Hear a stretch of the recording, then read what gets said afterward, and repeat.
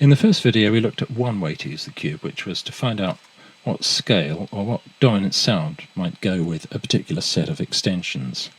The example we took was having a flat ninth, a natural 11th and a natural 13th, and what that led us to was this combination and the one corner which denotes the scale, which is actually the Mixolydian flat 2, which sounds like this.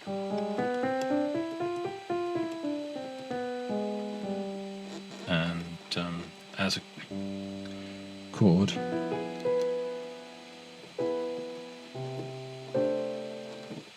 it's that kind of sound. So if you were kind of practicing a piece and looking at a lead sheet and trying to develop some ideas for solos,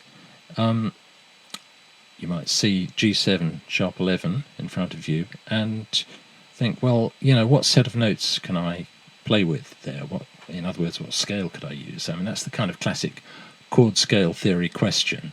And I want to stress that the cube has many more uses than that, but in that basic situation you can look at this and say, well, you've got a sharp 11, you've actually got four alternatives, four possible scales you could play, and you have choices. You have to look at the context, you have to go for the kind of sound that your ears tell you want there.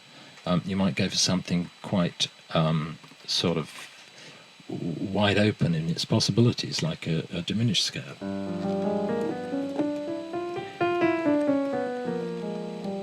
That's a symmetrical scale which can lead almost anywhere, because every bit of the scale is basically the same as every other bit. Another way you can think of the cube is as a sort of mini dictionary of dominant scales. I mean, they've all got names which may be evocative or possibly less so. I mean, Mixolydian, I don't know if there's a place called Mixolydia. Some of them are just, you know, altered. It's obviously interesting, but you don't know what the alterations are.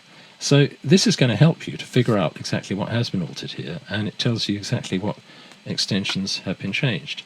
So, you know, you can buy tables or find them on the internet, which you can look all these things up, but here they are, they're right in front of you on the cube.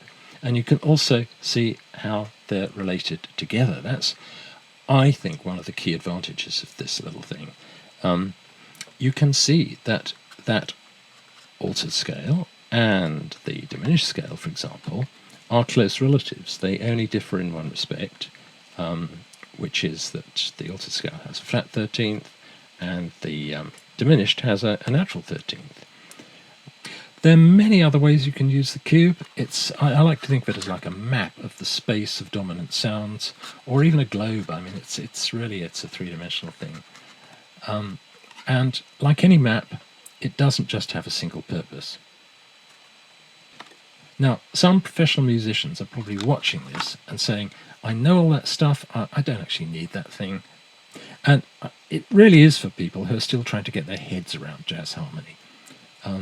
If you keep this handy in your practice room and use it regularly, you should be gradually absorbing the knowledge which is here. Certainly that's how I use it. And if one day you feel you can safely fold it up and put it away in a drawer somewhere, well, that's totally cool.